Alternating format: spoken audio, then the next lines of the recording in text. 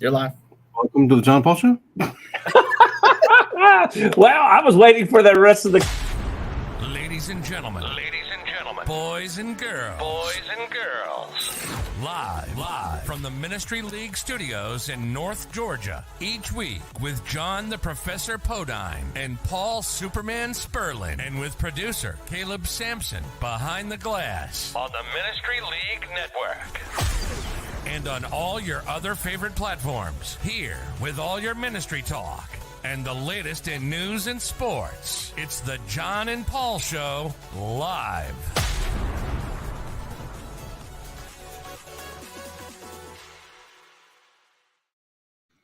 Now, welcome to the John and Paul Show.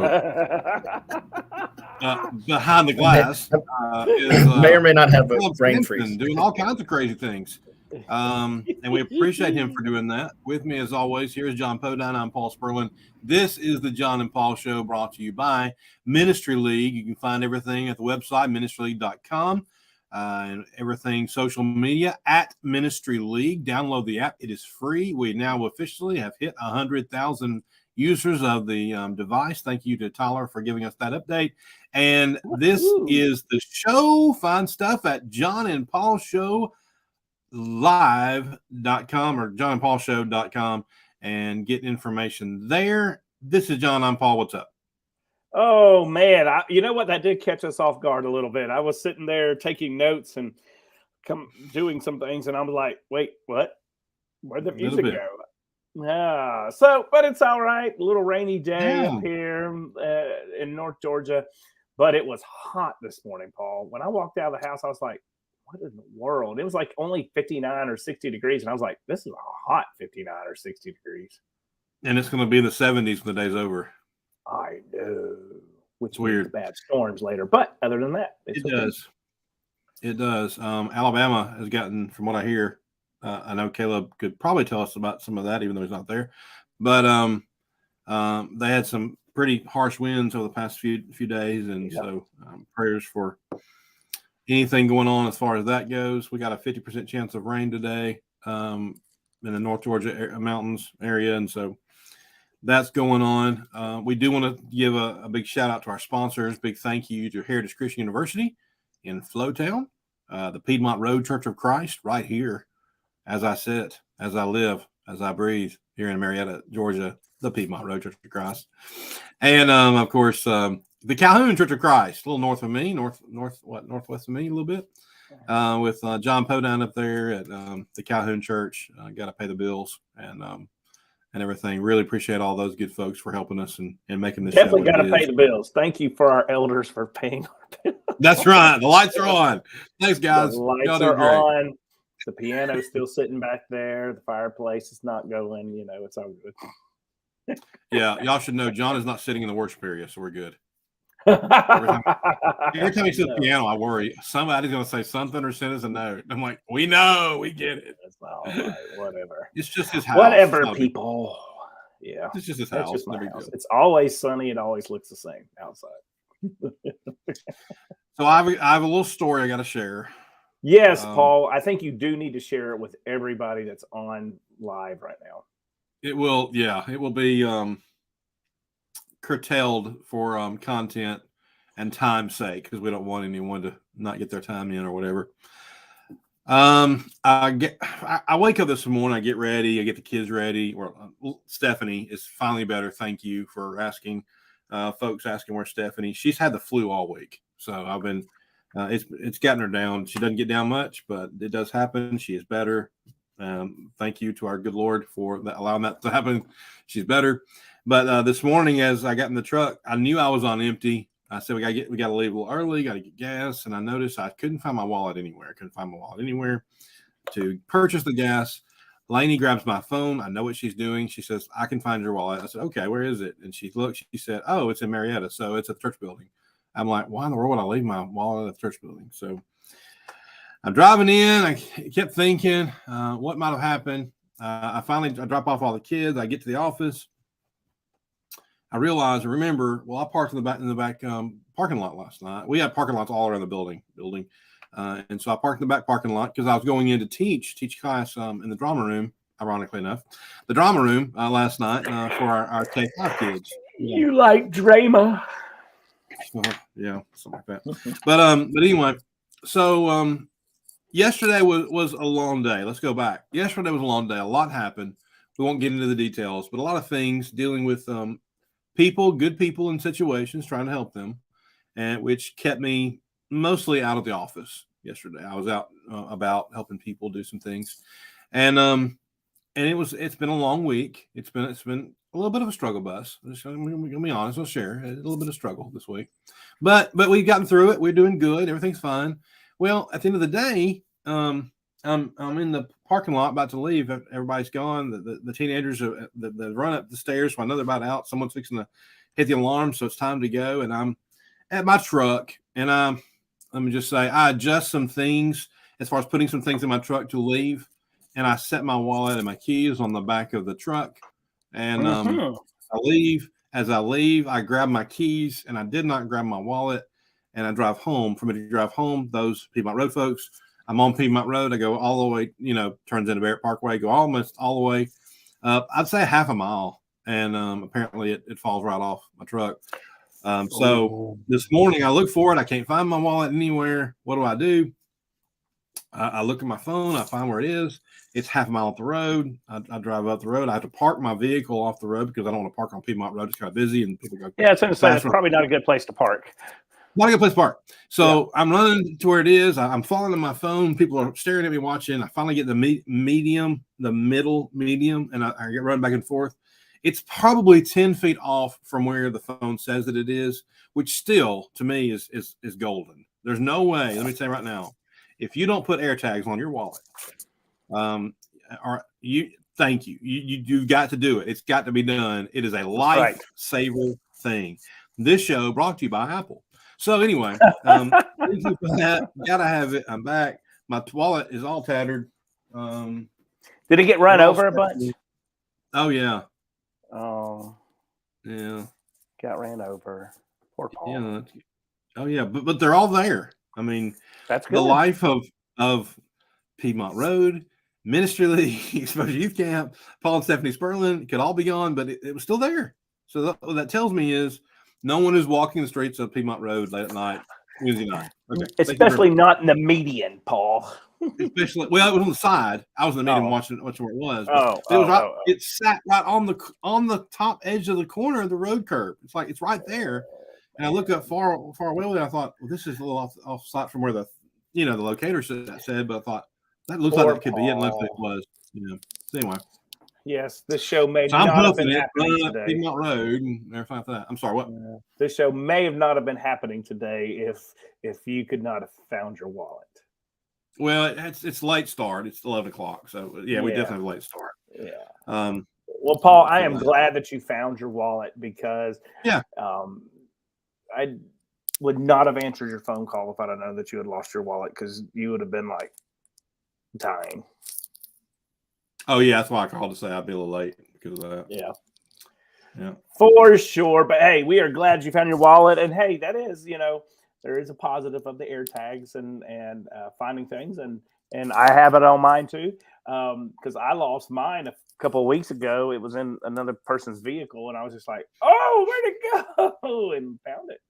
So we're glad you made that, Paul. Another person's vehicle. Yeah, it was Johnny Bagwell's vehicle. Yeah. There you go. I'm just messing. All right, but we both know I'm messing. Okay, so this show will be different than any other show you've probably ever seen us do. We want to share a little bit of who we are and see what's going on. Life is great where both of us work and live. Our congregations are growing, they're thriving. We do want to make sure and mention, I'll let John do this. John, you want to go ahead and give a good push for the Friends and Family Day?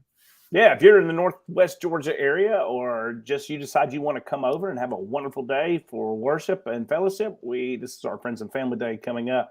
We are expecting, we have had probably one of the biggest days last Sunday since I moved back, as far as attendance-wise and everything like this. And as Paul said, just a lot of wonderful things happening and growing. And so we're going to bounce right off of that with the Friends and Family Day, and hope to leverage that as well. And as Paul said, we do have a lot of wonderful things that are going on. Things seem to be going well in our ministries that we're doing. In fact, both of us are so stinking busy that to be honest with you, to be transparent, since we're having a transparent show today here, I have, hey, Travis, that in fact, I have backed off of doing things and turned things down of going, whether it's speaking or singing, because of how things are busy here and Calhoun. But Paul, they're just because they're busy with us in our own personal lives at the churches that we work at, there are other extensions to us that life affects, I guess is the way to say. For sure. That's good. We, in our life, and in the life of things that we do and people that we know, was widely affected over this past week. And I'm going to mention two, if you don't mind, John. I'm going to mention this.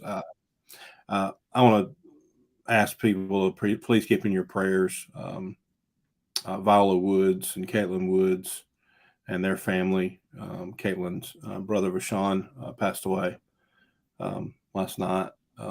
He'd been in a coma for a while. A young guy, mid-20s, just a great guy, great kid. In fact, I know he was in the Roebuck youth group for a while. John interacted with them there. Daniel Carrington, another friend of ours, also interacted with him at Palisades and at Roebuck. And we're just close to that family and just hate that dearly. In fact, we just spoke with Caitlin this morning before the show started, which is another reason why we delayed. So please keep them in your prayers. Also, with the passing of our dear friend, Dennis Washington, commonly known to his friends as D-Wash. He meant so very much to so many people. And we talk in ministry a lot about preachers having a reach.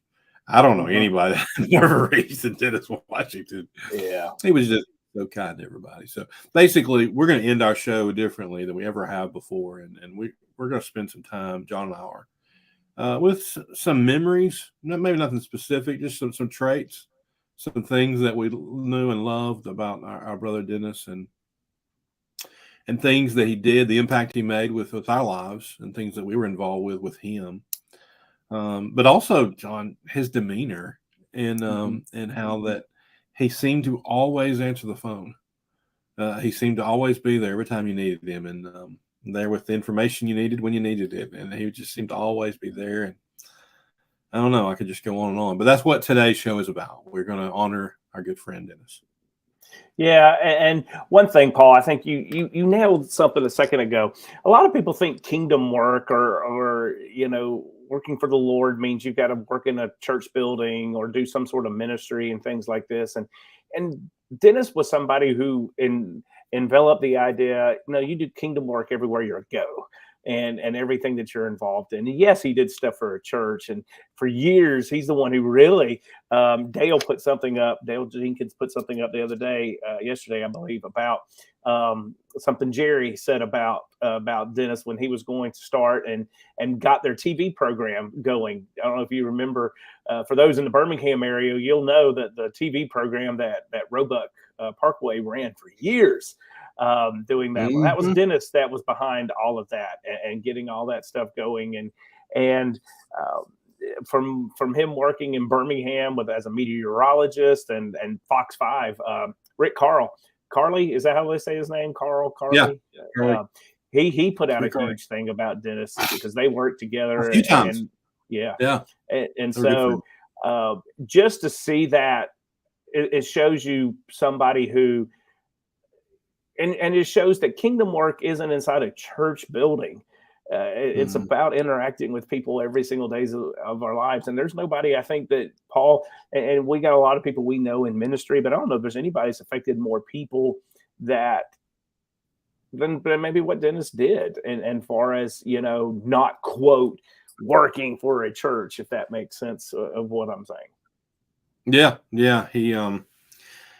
He served as a board member for Exposure Youth Camp, Maywood Christian Camp as well, but specifically with Exposure because that was when we spent the most time with him. For sure. Travis Gut Punch. That's tough, man.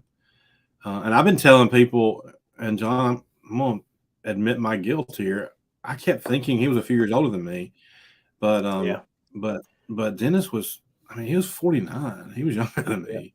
And it breaks my heart more. It's like, dude, this is a young guy, and you just hate to lose somebody who had so much going on. And let's just say this: our prayers to Stacy and the girls, and the family. It's an understatement to say that he'll be missed, but there's a lot of things. As I said before, as a board member. We kept thinking, well, he's not a minister. Can we put him on the board? We're thinking, yeah, we need somebody in the business world to help us out. We've had people like that in the past. And so he more than helped us as far as that goes with his insight and his outlook and on things. And he helped us. Actually, he really helped us to generate the idea for resources and stuff for both Adventures in Ministry and Ministry League back in the day. They were called different things, and his ideas were on the table, and he always was talking about diversifying resources and how can we capture those and make those available for teenagers and for youth ministers and preachers and church people. And so from that came a lot of other things too. And so, man, I think what's interesting, Paul, the impact that he made upon the church. You talked about him coming on board with Exposure. He changed the look of Exposure. He helped change the look for us to what it even looks like today. And there's a lot of youth rallies that are around that you and I both know, especially here in the Southeast, that have been affected by Dennis and improving the look, improving the way to communicate with young people and older people alike. And, he did have such a huge impact on all these things and us personally. And we, Paul, you talked about his age there. We always got to sing happy birthday at Exposure because his birthday was always during Exposure and everything. We did it this year too. And we got to talk to him for a little bit. And he is a guy that never had, even when we were in our meetings and we were having some just deep discussions and challenging discussions about the future of Exposure, about things we were trying to do. He was always optimistic. He was the optimist in the room and always smiling and lighthearted and humble. And there's so many adjectives we could use to describe Dennis. But he lived life, and he lived life for the Lord. He lived life for his family and his wife. And it was amazing just to be able to get a little piece of that. Yeah. There's things that you and I have been accused of. And I think it's an understatement to say that Dennis encompassed all of that. And that is, it seems like you work all the time, but I get that a lot. I know you do too. Dennis his mind was similar to us in the fact that he was always thinking about the next big thing. He was always thinking about what can we do to make this a little bit better constantly, which means he was in tune with technology. He knew that it changed overnight and it advanced overnight. And he's like, we got to continue to do this. And he did. Like you said, he kept us up to date as far as Exposure goes.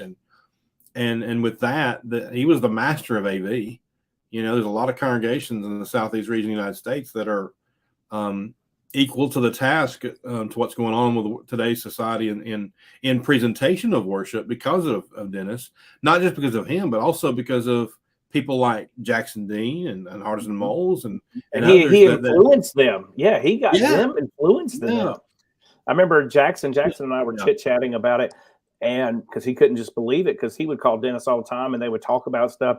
Jackson was what, in high school or middle school? And I was already hooking up with Dennis, and Dennis would take the time, and he was the one that was pushing him up. And Dennis was always about putting other people above him.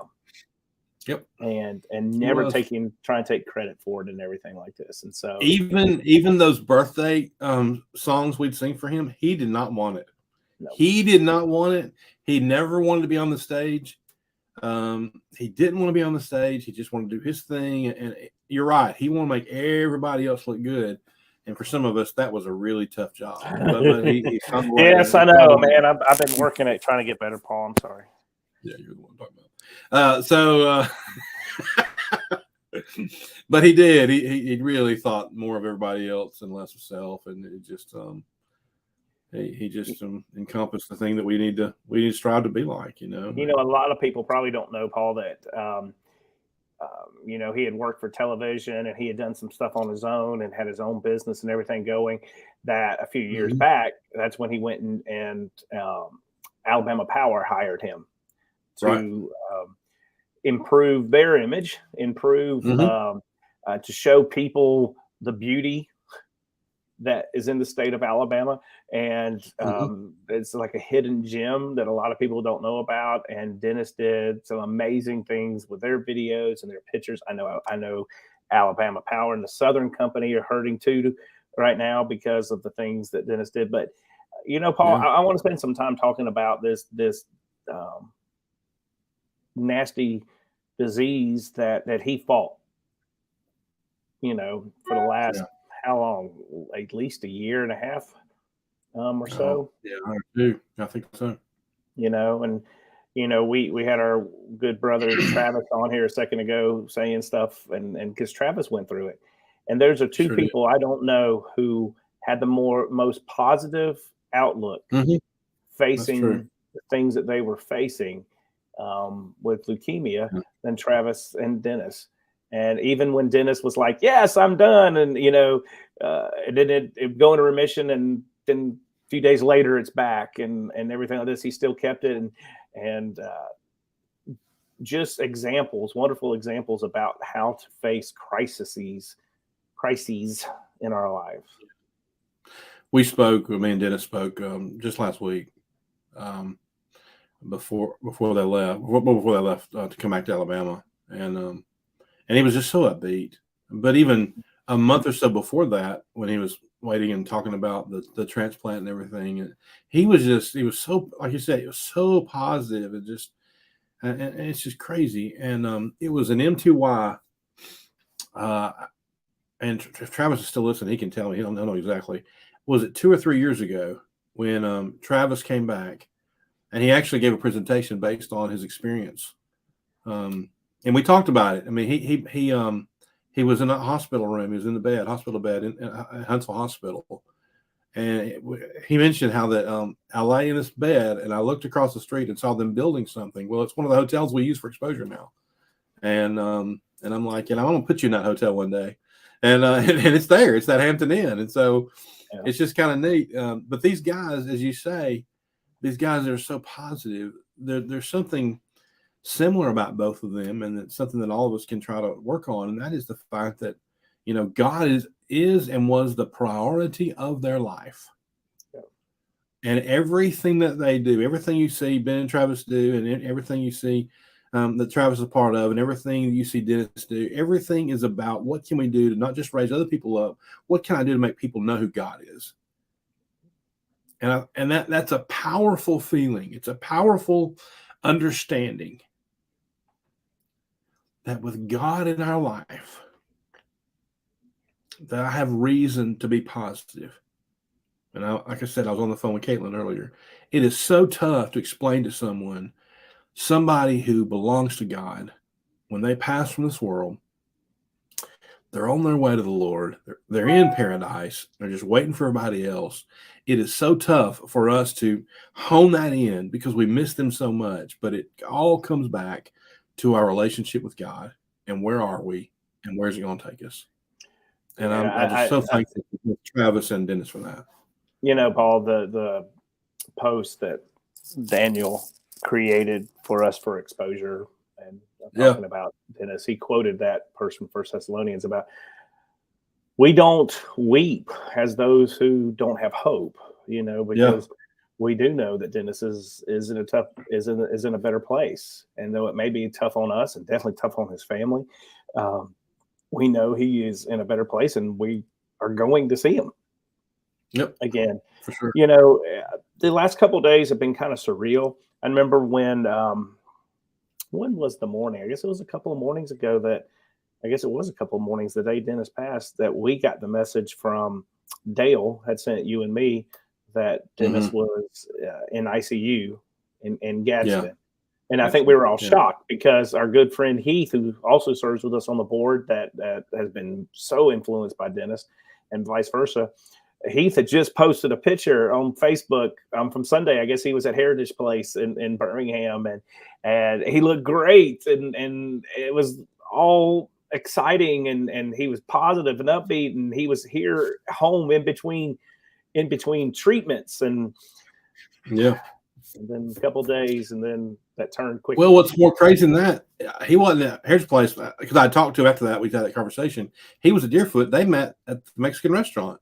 Oh, that was at the Mexican restaurant. It wasn't even a planned meeting, and so.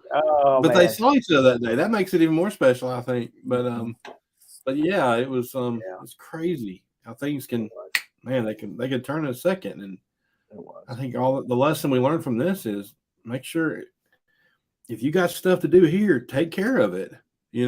Take care of it and put yourself in a position to where there's no worry about that.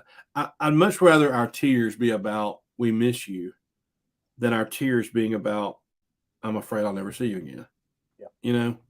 And luckily these are the fact that we just miss you because we are going to see him again.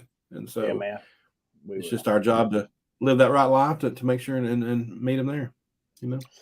And everybody who's watching this, this is different. This is different from our normal show, but we wanted to have a show here where we took time and just spent, a little bit of time talking about Dennis and the life he lived because he impacted so many people. And as Paul said, our prayers go out with Stacy and the family. I do want to close with this one as far as my part here with this, Paul, is Dennis and I, we kept talking. We would chat from time to time. And one of the biggest things he wanted to do was to walk his daughter down the aisle. And he did. He got to do that. And that's when they were still in Birmingham here at UAB. And the doctor's like, I don't know. And Dennis like, I'm going to do it. And he did. Mm-hmm. And I know that's a special moment. So our prayers are definitely with his girls, Stacy, and anybody who was a part of or was as touched by Dennis Washington. Yeah. There's nothing else to say. That's great. Dennis was always willing to answer the call. And we're going to miss you. For sure. On behalf of Caleb and John, myself, thank y'all for being with us today. We hope you have a great day. We hope you have a great week, and hope you're inspired by this, encouraged by this, and keep the family in your prayers. God bless.